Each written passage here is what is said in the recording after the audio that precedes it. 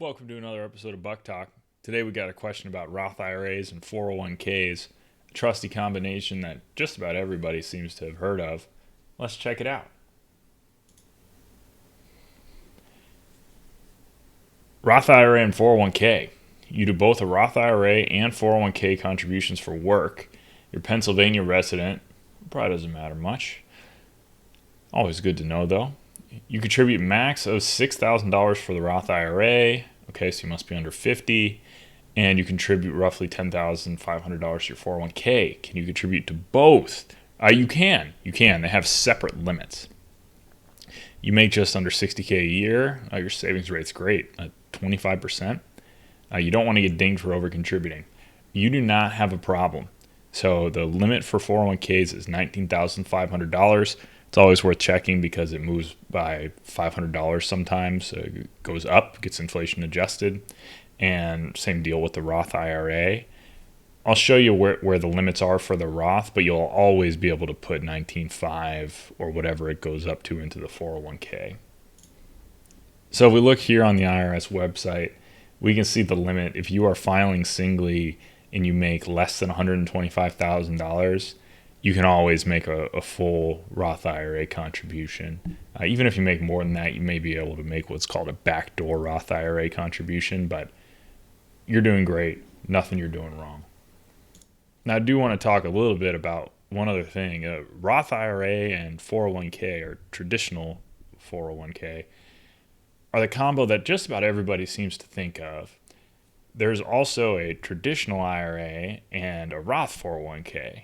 And there's not really any difference. I don't know why Roth IRA and traditional 401k are the peanut butter jelly that everybody thinks about, but it is important to understand the difference. And if you have a traditional type account, whether it's an IRA or 401k, you get a tax benefit in the year when you put the money in. You are not paying taxes on that amount of income. And then it grows tax-free. Then when you take it out to spend it in retirement, you have to pay taxes on it. A Roth is basically the opposite. Instead of paying taxes at the end, you pay taxes at the beginning. You get no kind of tax break for putting the money in, either to the 401k or to the IRA, the Roth 401k or Roth IRA. And it grows tax-free. But when you take it out, you've already paid taxes. You do not need to pay taxes again. So there's that difference, and they work out to be mathematically identical, except if you're in a different tax bracket earlier or later in life. So if you're in a relatively low tax bracket today, if you're earning $60,000 a year, but that's the lowest that your income's ever going to be, then it might make sense to be putting more of that money into Roth. So for you, you're already maxing out the Roth IRA. That would mean maxing out the Roth 401k or putting your $10,500 or some portion of it in the Roth 401k.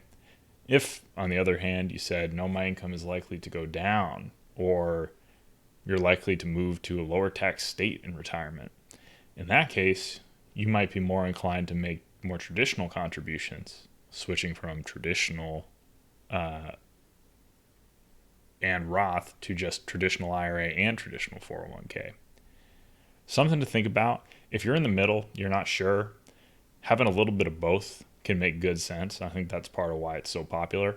But something to think about. Make sure you understand the difference. Make sure you understand exactly what you're doing, but you are not over contributing.